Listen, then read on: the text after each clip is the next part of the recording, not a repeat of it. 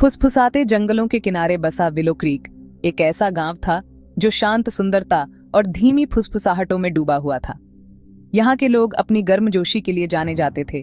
उनकी हंसी घाटी में गूंजती रहती थी, लेकिन सूरज ढलते ही उनकी मुस्कान हमेशा फीकी पड़ जाती। जैसे ही शाम ढलती, आसमान बैंगनी और नारंगी रंग में रंग जाता। विलो क्रीक पर बेचैनी का पहरा छा जाता। उनके डर का कारण जंगल के किनारे बना वह पुराना वीरान घर। लोग माया के किस्से फुसफुसाते। एक जवान औरत जो उसी घर में मरी थी। वो कहते थे कि उसकी आत्मा आज भी उस घर में भटकती है। उसका गम सुबह की धुंध की तरह हवा में तैरता रहता है। बच्चों को वहां जाने से मना किया जाता था। उनकी कल्पनाएं भूतियां रोने और टिमटिमाते लालटेन की कहानियों से भर जाती थीं।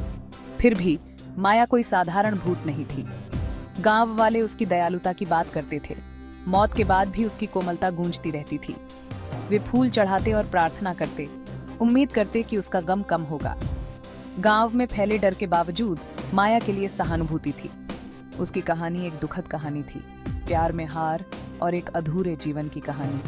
गांव वालों का मानना था कि वह भटकती है, डराने के लिए नहीं, बल्कि इसलिए कि वह शांति चाहती है।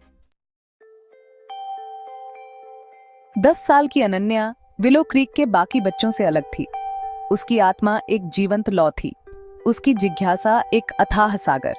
जहां बाकी बच्चे माया का नाम सुनकर कांपते थे, अनन्या बड़ी बड़ी उत्सुक आंखों से सुनती थी।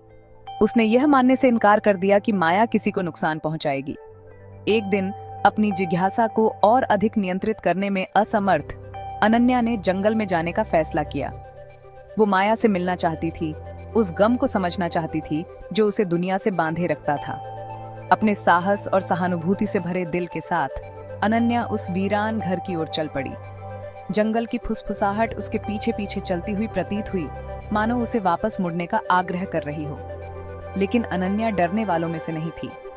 उसने अपना मन बना लिया था और माया के भूत के बारे में सच्चाई का पता लगाने से उसे कोई नहीं रोक सकता था। अनन्या जैसे जैसे घर के करीब पहुंचती गई, हवा ठंडी होती गई। उसकी रीढ़ की हड्डी में सिहरन दौड़ गई जब वह उस जर्जर इमारत के सामने खड़ी हुई। घर उस पर मंडरा रहा था। उसका कभी चमकीला रंग अब फीका पड़ चुका था। खिड़कियां खाली आंखों की तरह उसे घूर रही थीं। एक गहरी सांस लेते हुए अनन्या ने चरमराते हुए गेट को धक्का दिया और उगे हुए रास्ते पर कदम रखा। हर कदम के साथ पत्तों की सरसराहट और कौवे की दूर की आवाज गूंज रही थी। हवा सड़न की गंध से भरी हुई थी और सन्नाटा केवल अनन्या के दिल की धड़कन से ही टूट रहा था। जैसे ही वह बरामदे में पहुंची, अनन्या ने धूल में पड़े एक छोटे से दिल के आकार के लॉकेट को देखा। यह उम्र के साथ धूमिल हो गया था, लेकिन इसकी सतह पर एक नीलम अभी भी चमक रहा था। अनन्या ने उसे उठाया। उसके ऊपर एक अजीब सी लालसा छा गई। ऐसा लग रहा था जैसे लॉकेट में कोई कहानी हो, कोई कहानी बताई जाने की प्रतीक्षा कर रही हो। अनन्या ने घर के अंदर कदम रखा। उसकी आंखें मंद रोशनी में ढलने के लिए संघर्ष कर रही थीं। धूल के कण धूप की हल्की किरणों में नाच रहे थे, जो बंद खिड़कियों की दरारों से छन कर आ रही थी। हवा उपेक्षा के बोझ से भारी थी और सन्नाटा लगभग बहरा कर देने वाला था। अचानक कमरे के दूर कोने से एक मंद रोशनी निकली। अनन्या का दिल तब धड़क गया जब रोशनी में एक आकृति उभरने लगी। यह एक युवती थी जिसके चेहरे पर गहरा दुख था। उसकी आंखें हालांकि दुहक से भरी हुई थीं, लेकिन उनमें एक निश्चित दया थी जिसने अनन्या को शांत कर दिया। डरो मत बच्ची, वह आकृति बोली। उसकी आवाज एक कोमल फुसफुसाहट थी। मैं माया हूँ और मैं तुम्हें कोई नुकसान नहीं पहुंचाऊंगी। अनन्या ठगे से खड़ी रही। उसके भीतर डर और मोह का मिश्रण उबल रहा था। उसने माया को ढूंढ लिया था, विलो क्रीक के भूत को। अनन्या भूत के सौम्य व्यवहार से उत्साहित होकर एक कदम आगे बढ़ी। माया, उसने शुरू किया। उसकी आवाज फुसफुसाहट से थोड़ी ही ऊपर थी। आप यहां क्यों रुकती हैं? आप आगे क्यों नहीं बढ़ी? माया का पारदर्शी हाथ बाहर निकला। उसकी उंगलियां अनन्या के पकड़े हुए लॉकेट को छू रही थीं। ये लॉकेट, उसने आह भरी, मेरी शांति की कुंजी इसी में है। ये मेरे प्रिय का था, जो कई साल पहले समुद्र में खो गया था। उसने मेरे पास लौटने का वादा किया था, लेकिन किस्मत को कुछ और ही मंजूर था। उसने मुझे ये लॉकेट सौंपा, कहा कि इसे जंगल के किनारे पुराने विलो के पेड़ के पास छोड़ दूं। उसने कहा कि यह एक संकेत होगा, एक किरण जो उसका मार्गदर्शन करके मेरे पास वापस लाएगी।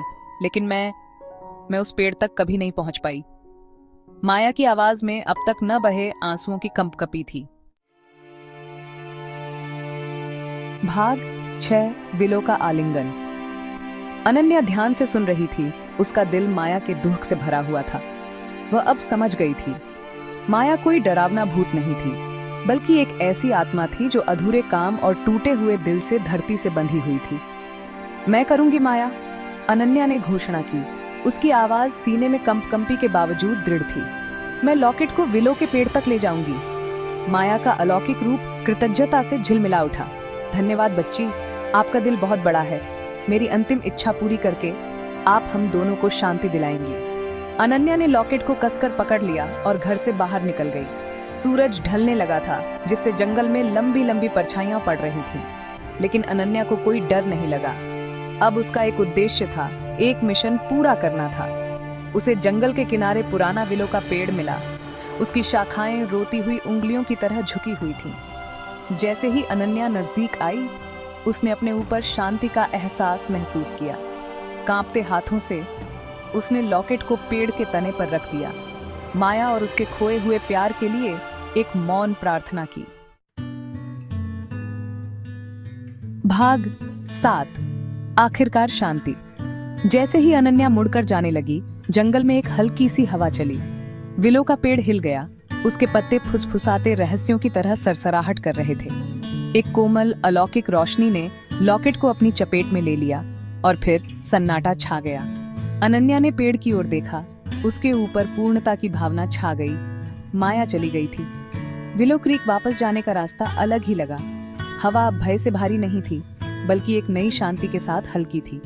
जंगल में फुसफुसाहट फीकी पड़ गई। उनकी जगह झींगुरों की हल्की चहचहाहट और उल्लू के दूर से आते स्वर ने ले ली। अनन्या अपने दिल में जानती थी कि माया को आखिरकार शांति मिल गई है। भाग 8 विलो क्रीक के लिए एक नया सवेरा। अगली सुबह विलो क्रीक के लोग एक अलग ही विलो क्रीक में जागे। ऐसा लग रहा था जैसे उनके जीवन पर छाया हुआ दमनकारी डर रातों रात गायब हो गया हो। हवा हल्की थी, हंसी तेज थी। बच्चे जंगल के किनारे बेफिक्री से खेल रहे थे। उनकी आवाजें हवा में तैर रही थीं। वह वीरान घर, जो कभी डर का प्रतीक था, भोर की सुनहरी रोशनी में नहाया हुआ था। अब यह दुख की जगह नहीं रही, बल्कि माया के प्यार और बलिदान की याद दिलाता था। अनन्या के साहस और माया की कहानी से प्रेरित होकर ग्रामीणों ने अपने समुदाय का पुनर्निर्माण शुरू कर दिया। उन्होंने घर के चारों ओर फूल लगाए। उनके जीवंत रंग उनके दिलों में खिले आशा के प्रमाण थे। भाग 9 अनन्या की विरासत। अनन्या की बहादुरी की कहानी चटकती आग के आसपास फुसफुसाते हुए पीढ़ी दर पीढ़ी चली आ रही एक किंवदंती बन गई। वह अब केवल अनन्या नहीं थी, जिज्ञासु लड़की, बल्कि अनन्या बहादुर, जिसने विलो क्रीक में शांति लाई थी। उसने अपने डर का सामना किया था और ऐसा करके उसने न केवल माया की आत्मा को बल्कि अपने गांव के लोगों के दिलों को भी मुक्त कर दिया था। विलो क्रीक की कहानी आशा की किरण बन गई। एक याद दिलाती है कि डर और निराशा का सामना करने पर भी साहस और दयालुता ही शांति का मार्ग प्रशस्त कर सकती है। और इन सबके केंद्र में थी अनन्या, वह लड़की जिसने एक भूत की अच्छाई पर विश्वास करने की हिम्मत की।